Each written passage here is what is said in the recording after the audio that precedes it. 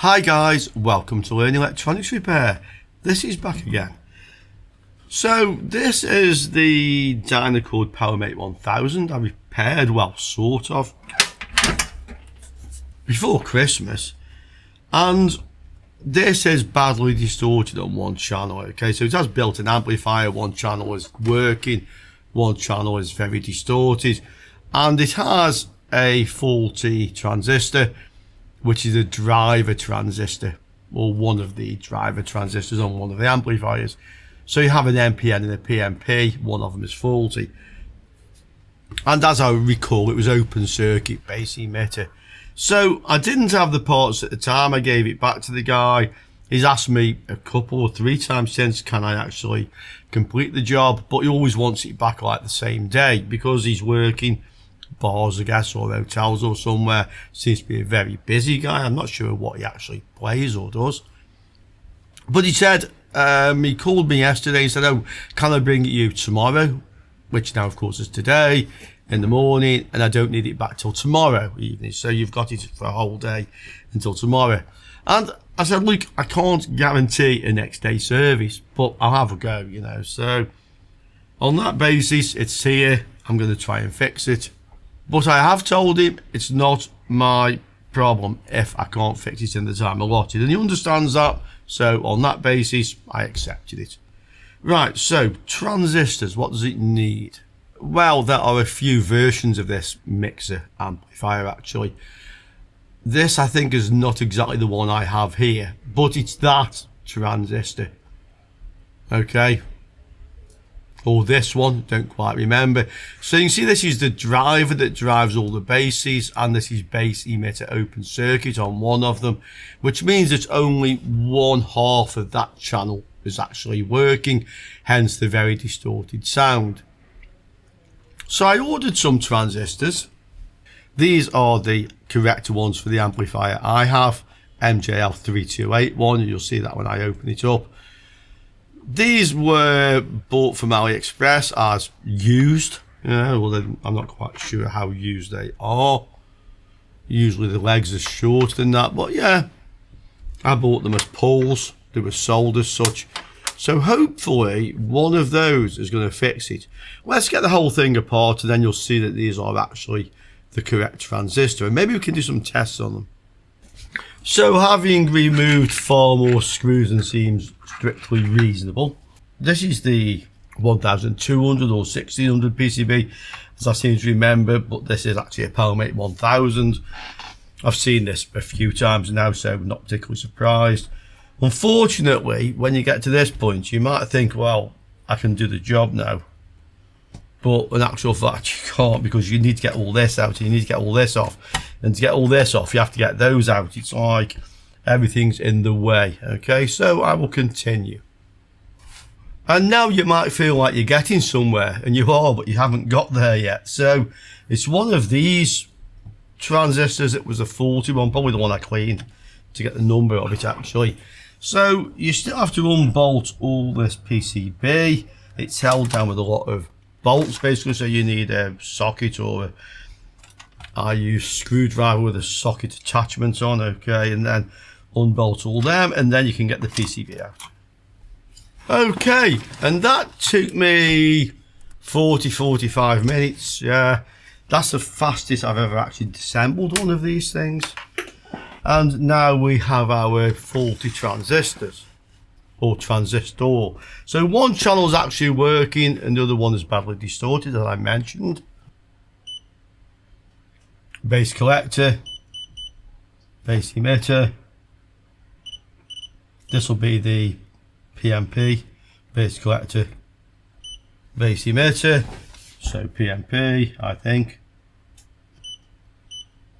Base collector, base emitter, and the NPN.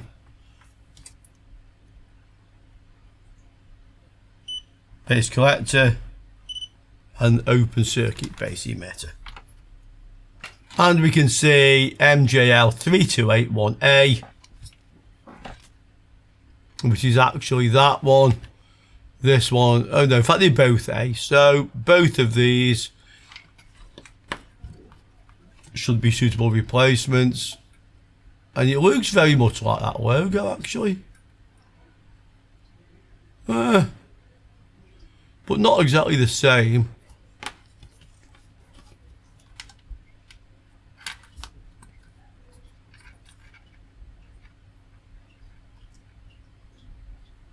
And that was a little bit different again. Okay.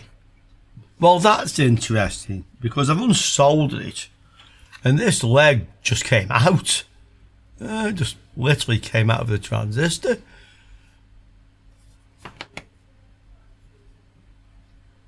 Almost like that was corroded through. Let's get the microscope and have a good look. Here's the actual leg. Okay.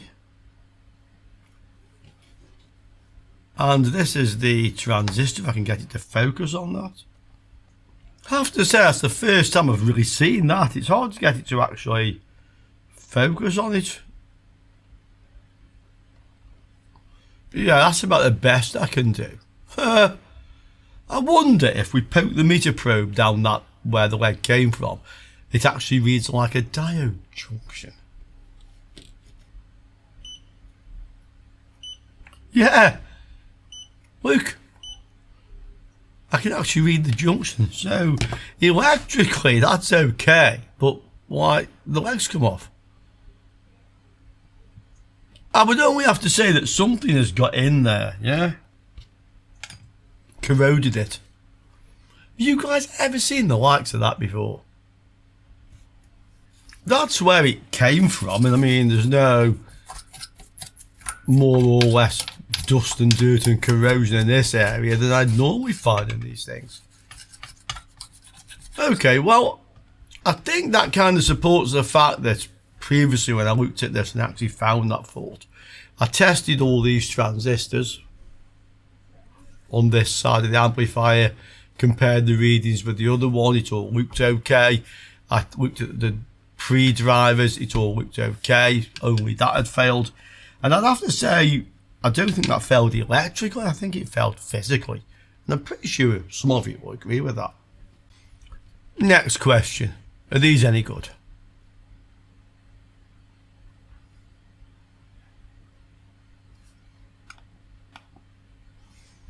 Well, it works on the component analyzer.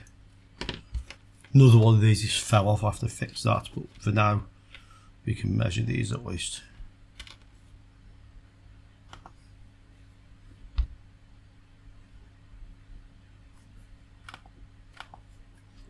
Game in the same ballpark. Let's look at the data sheet.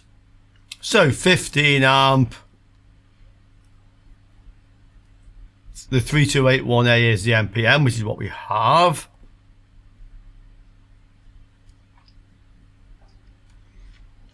$260 DC collector emitter. Again, well, I'm not testing these currents, but 75 minimum, 150 maximum. So the one that reads 90 is right in the middle of that. The other one was over, I think it was 76. So that's pretty good as well, from what I can see. So that one is right in the middle of that range. I do have my transistor gain tester, constant current gain tester, so I can test the gain at a couple of amps or so. But the thing with that, it's really meant for matching transistors. It's not meant to give an accurate reading. It just literally matches transistors. You know, so if you see the same reading on multiple transistors, the gain is the same, even if it doesn't give you an exact accurate gain. So that probably wouldn't help us anymore.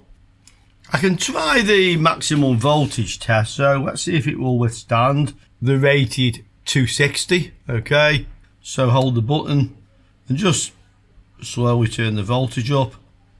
160, 200, 220. It's over. It went to 265. I won't push it, don't want to damage it, but yeah, 260 can handle that. And I'm just going to test the current rating of this. So this is a 10 amp supply. That will current limit at 10 anyway. At the moment it should draw no power really, because I don't have the load switched on. This is my fake transistor killer. Okay, so if I put this about 20 volts, it'll dissipate about 10 watts per amp. 1, 2. Well,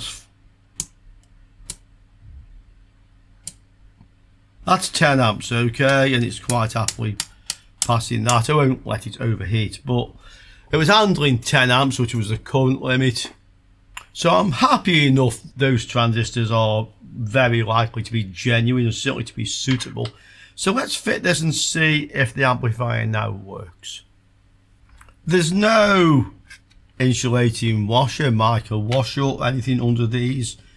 We can see anyway if we look at the other ones. The collector connects to the heatsink. Okay.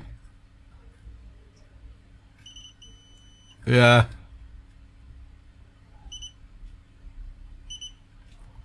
That one doesn't connect to that heatsink, but it connects to this one. So we just bolt this directly to there, basically solder it in. I've put it together enough so I can actually test it. So set to limit, okay. Just going to switch the power on and see what it actually does. Hopefully it comes out of protect. Yeah, this came on and started to go dim. Just go again. Yeah, it's out of protect. It's certainly not going to blow up, so switch it on. Power's up. Okay, protect went off. So let's put some audio into it. Oh, and it's working on both channels. Okay.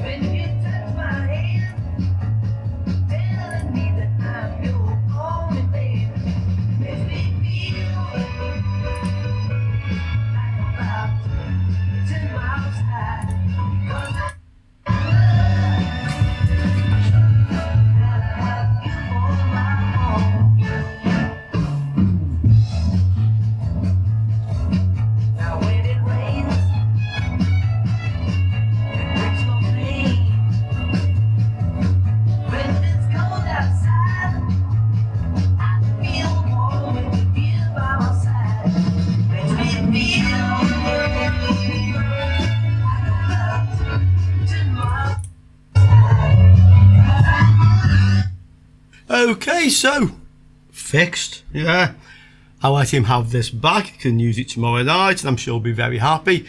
The guy's going to pay me again, so I charged him 65, I think it was last time, to find the fault. I said, well, it's another 20 if I just fix it now, but I haven't got the parts, so you'll have to leave it with me.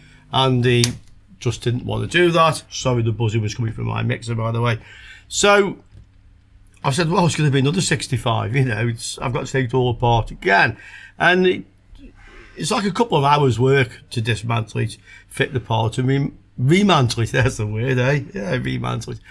I think you guys would agree with that. I mean, the customer was happy enough. I mean, he's working every night anyway, so he got it fixed in between. It's been working for a very long time with only one channel, so I think he's going to be really, really happy. That was an interesting fault, though. I mean, what happened there? What happened there? Okay, well, talk about that in the comments below, and I look forward to seeing you all soon again on Learning Electronics Repair. Ciao for now, guys.